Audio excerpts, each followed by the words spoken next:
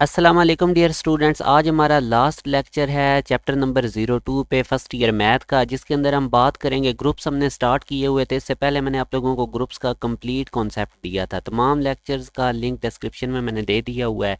अब हम कुछ टर्म्स स्टडी करेंगे ग्रुप्स के रिलेटेड। सबसे पहले आता है रिवर्सल लॉ ऑफ इन्वर्सेस। इसको एज इट इज़ आपने रिजल्ट के तौर पे याद रखना है कि अगर फ़र्ज़ करें कि जी हमारे पास एक ग्रुप है और दो एलिमेंट्स हैं ए बी जो बिलोंग करते हैं इस जी ग्रुप से, तो अगर तो A B whole inverse equal हो बी इनवर्स और ए इनवर्स के, तो हम कहते हैं कि ये होल्ड करता है रिवर्सल लॉ ऑफ इन्वर्सेस। यानी इस चीज़ को हम कहते हैं रिवर्सल लॉ ऑफ इन्वर्सेस। इसको आपने एज इट इज़ याद रखना है, ये डायरेक्टली एमसीक्यूज आता है। नेक्स्ट हमारे पास आ जाता है आइडेम्पोटेंट एलिमेंट। अब ये क्या होता है, फ़र्ज़ करें कि हमारे पास जी एक ग्रुप है with respect to some operation जिसको हमने स्टार से डिनोट किया हुआ है। अब ये स्टार कोई भी ऑपरेशन हो सकता है, एडिशन सब्ट्रैक्शन डिवीजन का। अब एक एलिमेंट ए है जो इस ग्रुप से बिलोंग करता है। अब ये ए एलिमेंट आइडेम्पोटेंट एलिमेंट होगा अगर इस ए को ऑपरेट करें ए के साथ, यानी उस एलिमेंट को अगर उसी के साथ ऑपरेट करें तो रिजल्ट में भी हमें वही एलिमेंट मिले, तो हम कहेंगे कि ये जो एलिमेंट है ये आइडेम्पोटेंट एलिमेंट है इस ग्रुप के अंदर। अब मैं आपको एग्जांपल देता हूँ। प्रीवियस लेक्चर्स में हमने देखा था कि जो सेट ऑफ इंटीजर था विद रिस्पेक्ट टू एडिशन, हमने प्रूव किया था कि ये ग्रुप है। तो अब इसके अंदर एक एलिमेंट ज़ीरो था। अब देखें अगर मैं ज़ीरो को ज़ीरो के साथ ऑपरेट करूं, क्योंकि विद रिस्पेक्ट टू एडिशन बात हो रही है, तो देखें हमें रिजल्ट में भी ज़ीरो मिल रहा है। तो यूं अब हम देख सकते हैं कि ज़ीरो जो है वो इस ग्रुप जी के अंदर इंटीजर्स के अंदर आइडेम्पोटेंट एलिमेंट है। तो यहाँ से आप लोगों ने ये की फैक्ट याद रखना है कि जो आइडेंटिटी एलिमेंट होगा किसी भी ग्रुप के अंदर वो आइडेम्पोटेंट एलिमेंट होता है। यानी अगर उसको उसी एलिमेंट के साथ ऑपरेट करें तो हमारे पास वही एलिमेंट आता है। ज़रूरी नहीं कि हर एलिमेंट आइडेम्पोटेंट एलिमेंट हो।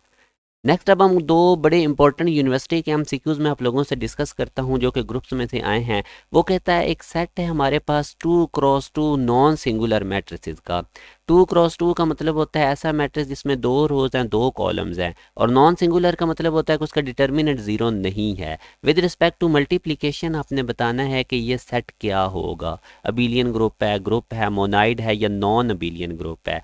तो अब आप देख सकते हैं कि मैं इसी स्टेटमेंट को लिखता हूँ कि ये मेरे पास एक सेट है। ये आपको पता है कि ये ब्रैकेट्स जो होती हैं इसके लिए सेट को डिनोट करती हैं। इसके अंदर तमाम वो मैट्रिसेस हैं जो 2x2 के हैं। जनरली मैंने उनको ए बी सी डी से डिनोट किया और सच डैट इस तरह से है कि इनका डिटर्मिनेंट ज़ीरो नहीं है। डिटर्मिनेंट आपको निकालना आता है, ए को डी से मल्टीप्लाई करें, माइनस का साइन डाल के बी को सी से। तो अब इस सेट के अंदर 2x2 के नॉन सिंगुलर मैट्रिसेस हैं। तो पहले तो हम इसमें कुलैयर लॉ देखते हैं कि ये कुलैयर लॉ सेट होल्ड करता है या नहीं। अगर तो ये कुलैयर लॉ होल्ड कर गया तो ये ग्रुपाइड होगा। अब कुलैयर लॉ में बड़ा सिंपल है, देखें जब भी हम 2x2 के दो मैट्रिसेस जो कि नॉन सिंगुलर हों उनको मल्टीप्लाई करें तो हमें रिजल्ट में भी 2x2 को एक मैट्रिसेस मिलता है जो कि नॉन सिंगुलर होगा। तो डेफिनेटली ये कुलैयर लॉ होल्ड कर रहा है, क्योंकि वो जो नया मैट्रिक्स आएगा वो भी इस सेट से ही बिलोंग करेगा, 2x2 को होगा, नॉन सिंगुलर होगा, तो इसका मतलब ये ग्रुपाइड है। अब हम आगे देखते हैं कि ये हमारे पास सेमी ग्रुप है या नहीं। उसके लिए हम एसोसिएटिव लॉ देखते हैं, और हमें पता है कि जो मैट्रिसेस होते हैं ये एसोसिएटिव लॉ होल्ड करते हैं। ये आप लोगों को chapter number 3 first year math में भी आपने पढ़ा होगा कि मैट्रिसेस जो हैं वो कुलैयर एसोसिएटिव लॉ होल्ड करते हैं। अगर नहीं भी तो मैं आपको चैप्टर 3 जब हम स्टार्ट करेंगे उसमें इसकी डिटेल बताऊंगा। अभी आपने याद रखना है कि जो मैट्रिसेस हैं वो एसोसिएटिव लॉ होल्ड करते हैं। यानी आप ए को बी से मल्टीप्लाई करके फिर सी से करें, या बी सी को पहले मल्टीप्लाई करके फिर ए मैट्रिक्स से करें, तो हमारे पास रिजल्ट सेम आएगा। क्योंकि विद रिस्पेक्ट टू मल्टीप्लिकेशन बात हो रही थी, तो हम मल्टीप्लिकेशन के पॉइंट ऑफ व्यू से ये हमारे पास एसोसिएटिव लॉ होल्ड करेगा, ये वाला सेट जो है। अच्छा, उसके बाद नेक्स्ट अब हम देखते हैं आइडेंटिटी एलिमेंट इसके अंदर है या नहीं। यहाँ तक अब ये सेमी ग्रुप बन चुका है क्योंकि इसने associative law with respect to multiplication hold किया था। अब देखें ये सेट 2x2 के एलिमेंट्स रखता है और जो कि नॉन सिंगुलर हैं। तो अब हमें पता है कि 2x2 मैट्रिक्स की आइडेंटिटी ये होती है 1 0 0 1। अगर आप इसका डिटर्मिनेंट निकालें तो वो भी 1 आएगा जो कि नॉन सिंगुलर है। तो इसका मतलब इस सेट के अंदर आइडेंटिटी एलिमेंट भी एग्जिस्ट करता है। यहाँ तक अब ये हमारे पास मोनोइड बन चुका है विद रिस्पेक्ट टू मल्टीप्लिकेशन। अब हम नेक्स्ट देखते हैं कि क्या हमारे पास हर एलिमेंट का इन्वर्स एग्जिस्ट करता है। और हमें पता है कि कोई भी अगर ए मैट्रिक्स है तो उसके इन्वर्स का फार्मूला होता है एडजॉइंट ए उस मैट्रिक्स का निकालना और उसके डिटर्मिनेंट से डिवाइड कर देना है। तो अब यहाँ से आप देखें कि हमारे पास इन्वर्स कब एग्जिस्ट नहीं करता किसी भी मैट्रिक्स का, जब उसका डिटर्मिनेंट ज़ीरो हो। जबकि यहाँ पे लिखा हुआ है कि ये ऐसे 2x2 के मैट्रिक्स इस सेट के अंदर हैं जो कि नॉन सिंगुलर हैं, जिनके डिटर्मिनेंट ज़ीरो नहीं होंगे। तो इसका मतलब इधर इन्वर्स भी हर सेट का एग्जिस्ट करेगा। तो यहाँ तक अब ये ग्रुप बन चुका है। मैंने आपको लास्ट लेक्चर में भी बड़ी डिटेल में समझाया था कि ग्रुप कोई चीज़ कब होती है, जब वो क्लेयर लॉ भी होल्ड करे, वो वाला सेट हमारे पास एसोसिएटिव लॉ भी होल्ड करे, उसके अंदर आइडेंटिटी भी एग्जिस्ट करे और हर एलिमेंट का इन्वर्स भी एग्जिस्ट करता हो, तो फिर वो ग्रुप होगा। तो यहाँ तक अब हमारा ये जो सेट है 2x2 का, जिसके अंदर नॉन सिंगुलर मैट्रिसेस थे 2x2 के, ये अब हमारे पास ग्रुप बन चुका है। अब आपको पता है, अब नेक्स्ट अब हमने देखना है कि ये अबीलियन ग्रुप है या नॉन अबीलियन। तो उसके लिए हम कम्यूटेटिव लॉ चेक करते हैं। विद रिस्पेक्ट टू मल्टीप्लिकेशन हम देखेंगे तो ए बी से मल्टीप्लाई करें या बी ए से। ए और बी ये दो मैट्रिसेस हैं। आपको पता है कि मैट्रिसेस के अंदर याद रखना है commutative law with respect to multiplication matrices hold नहीं करते। ए बी का आंसर बी ए के इक्वल नहीं होगा। आप ए मैट्रिक्स को बी से मल्टीप्लाई करें और फिर बी को ए से मल्टीप्लाई करें तो आंसर सेम नहीं आएंगे। तो ये आपने याद रखना। तो यहाँ तक हमें पता चल गया कि ये ग्रुप तो है, मगर ये कौन सा ग्रुप है, नॉन अबिलियन। अब ये ऑप्शंस अगर आप देखें तो यहाँ पे अब ऑप्शंस भी बड़े केयरफुली देखने होते हैं। जैसे कि ये हमें पता है कि ये ग्रुप है तो बच्चे बीटा ऑप्शन टिक कर सकते हैं, मगर आगे हमने ये भी चेक किया था कि ये ग्रुप की कौन सी कैटेगरी है, अबिलियन है या नॉन अबिलियन। तो ये हमारे पास नॉन अबिलियन ग्रुप है, क्योंकि यहाँ पे इसने कम्यूटेटिव लॉ होल्ड नहीं किया। तो ज़्यादा इन्फॉर्मेशन हमें डेल्टा ऑप्शन में नज़र आ रही है, तो यूँ इसका डेल्टा ऑप्शन ठीक होगा।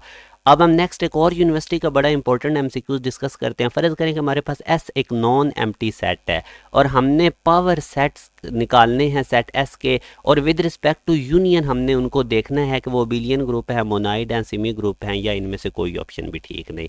तो अब मैं आप लोगों को अंडरस्टैंडिंग के लिए, इस क्वेश्चन को समझाने के लिए, मैं अपने पास से कोई सेट एस एक नॉन एम्प्टी सेट कंसिडर कर लेता हूँ। जैसे कि मैंने 1 2 एक सेट एस ले लिया ताकि आपको ज़्यादा अच्छे तरीके से क्वेश्चन समझ आए। अब मैं इसके पावर सेट निकालता हूँ। अब पावर सेट आपको पता है कि एक ऐसा सेट होता है जिसके अंदर किसी भी सेट के तमाम सब सेट होते हैं। तो अब इस 1 2 के अगर मैं तमाम सब सेट निकालूं तो एम्प्टी सेट आ जाएगा। 1 को अलग लिख लें, 2 को अलग लिख लें और इनको कंबाइन करके लिख लें। तो ये हमारे पास पावर सेट आ चुके हैं इस सेट एस के। तो अब हम सबसे पहले तो ये चेक करेंगे कि ये ग्रुपाइड है या नहीं, क्योंकि उसने पावर सेट को ही देखना है हमने कि ये क्या चीज़ है, ग्रुप है, ग्रुपाइड है, सेमी ग्रुप है, मोनाइड है, विद रिस्पेक्ट टू यूनियन। तो अब आपको पता है कि सबसे पहले अब हम ग्रुपाइड के लिए कुलैयर लॉ देखते हैं। तो अब आप देख सकते हैं कि मैं कोई से भी दो सेट अगर आपस में उनको यूनियन लेता हूं, क्योंकि विद रिस्पेक्ट टू यूनियन हमने बात करनी है, तो जो आंसर आएगा वो भी इस पावर सेट के अंदर मौजूद होगा। आप एम्प्टी सेट के अंदर 1 का यूनियन लें तो 1 आएगा, इस सेट के अंदर मौजूद है। 1 और 2 का यूनियन लें 1 2 आएगा, सेट के अंदर मौजूद है। 2 और 1 2 का अगर आप यूनियन लेंगे तो अगेन 1 2 सेट आएगा जो कि इस पावर सेट वाले सेट में मौजूद है। तो इसका मतलब ये कुलैयर लॉ होल्ड कर रहा है ये पावर सेट। तो यहाँ से हमें पता चल गया कि ये ग्रुपाइड है।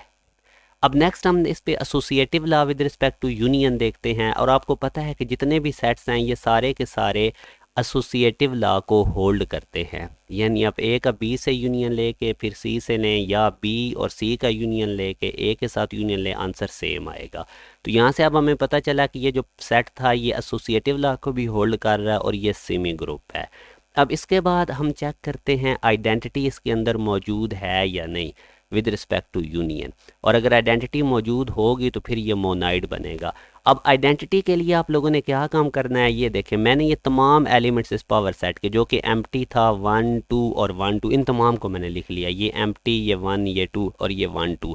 आप लोगों ने इस तरह इनको लिख लेना है सेट के लिए। वो मैंने इधर एम्प्टी 1 और 2 के गिर्द ब्रैकेट्स नहीं लगाई, वो आप लगा भी सकते हैं। मैंने अभी आपको सिर्फ समझाने पे आपका मेरा फोकस है, आप लोगों ने सिर्फ ये चीज़ अब बड़ी अच्छी तरह समझनी है। अब आप लोग समझे आइडेंटिटी का क्या मतलब है। आइडेंटिटी का मैंने आपको बताया था कि जैसे अब ये पहला एलिमेंट है एम्प्टी सेट, इसके अंदर मैं किस चीज़ का यूनियन लूँ कि मेरे पास यही एम्प्टी सेट ही आए। अब जैसे कि ये दूसरा सेट 1 था, 1 के अंदर मैं किस एलिमेंट का यूनियन लूँ कि ये 1 सेट ही आए। आगे नेक्स्ट एलिमेंट हमारे पास 2 था, 2 के साथ मैं किस सेट का, किस एलिमेंट का यूनियन लूँ कि ये 2 ही आए। इसी तरह अब ये 1 2 जो सेट था ये आखिरी वाला एलिमेंट, इसके साथ मैं किस एलिमेंट का यूनियन लूँ कि ये 1 2 सेट ही आए। तो वो आपको पता है कि एम्प्टी सेट है हमारे पास, वो हमारे पास एम्प्टी सेट है। ये देखें ये अब आप लोगों ने समझना है। अगर मैं एम्प्टी का एम्प्टी के साथ यूनियन लेता हूँ तो एम्प्टी सेट ही आएगा। आइडेंटिटी का मैंने आपको बताया था कि आइडेंटिटी एलिमेंट अगर किसी भी एलिमेंट के साथ ऑपरेट करें तो वही एलिमेंट रहता है। जैसे अब ये एम्प्टी सेट है, इसको 1 के साथ अगर मैं यूनियन लूँगा तो 1 ही रहेगा। इस 2 के साथ अगर मैं एम्प्टी का यूनियन लूँगा तो 2 ही रहेगा। ये जो 1 2 सेट है इसका अगर मैं एम्प्टी सेट के साथ यूनियन लूँगा तो 1 2 रहेगा। तो इसका मतलब ये जो एम्प्टी सेट है ये आइडेंटिटी, और ये एम्प्टी सेट इस पावर सेट के अंदर मौजूद भी है, तो इसका मतलब इसमें आइडेंटिटी एलिमेंट भी मौजूद है, ये मोनाइड बन चुका है। अब हम चेक करते हैं कि क्या हर एलिमेंट का इन्वर्स मौजूद है। अब इन्वर्स में आपने याद रखना है कि अगर किसी एलिमेंट को, जैसे ये 1 है, अगर इसका मैं यूनियन लूँ इस 1 के इन्वर्स के साथ तो हमारे पास आंसर में आइडेंटिटी एलिमेंट आना चाहिए, और आइडेंटिटी एलिमेंट हमारा इस केस में क्या था, एम्प्टी सेट। तो अब हम देख सकते हैं कि मैं 1 का अगर इसमें से कोई भी एक ऐसा एलिमेंट नहीं है कि अगर मैं 1 का उस सेट के साथ उस एलिमेंट के साथ यूनियन लूँ तो मुझे एम्प्टी मिले। फ़र्ज़ करें कि अगर मैं 1 का एम्प्टी सेट के साथ यूनियन लेता हूँ तो तब भी 1 आएगा, यानी मैं 1 का जिसके साथ भी यूनियन लूँगा 1 अंदर ज़रूर आएगा, एम्प्टी मुझे नहीं नज़र आएगा जो कि आइडेंटिटी है। तो इसका मतलब हर एलिमेंट का इन्वर्स इसमें एग्जिस्ट नहीं करता। जब इन्वर्स हर एलिमेंट का एग्जिस्ट नहीं करता तो इसका मतलब ये ग्रुप नहीं है बल्कि मोनाइड है। तो यूँ हमारे पास इसका बीटा ऑप्शन ठीक होगा। यहाँ से अब आप लोगों ने ये की फैक्ट्स याद रखने हैं। अगर हमारे पास कोई भी नॉन एम्प्टी सेट एस, जैसे कि अभी ये था, तो हमने इसके पावर सेट एस को देखा विद रिस्पेक्ट टू यूनियन, वो हमेशा मोनाइड होगा, और एम्प्टी सेट उनके अंदर आइडेंटिटी एलिमेंट होगा जब विद रिस्पेक्ट टू यूनियन आपने देखना है। और अगर इसी सेट एस को विद रिस्पेक्ट टू इंटरसेक्शन देखा जाता तो ये मोनाइड ही होना था, मगर फिर इसमें आइडेंटिटी एलिमेंट वो सेट इटसेल्फ होना था एस, जो कि 1 2 था। तो ये आज का लेक्चर था। चैप्टर नंबर 02 हमारा कंप्लीट हो चुका है फर्स्ट ईयर मैथ का। अब अगले नेक्स्ट लेक्चर में आप लोगों को यूनिवर्सिटी के एमसीक्यू सॉल्व करवाऊंगा जो इस चैप्टर में से काफ़ी दफ़ा यूईटी और नस्ट प्यास वगैरह में आए हैं। अपना ख्याल रखिएगा। अल्लाह हाफिज़।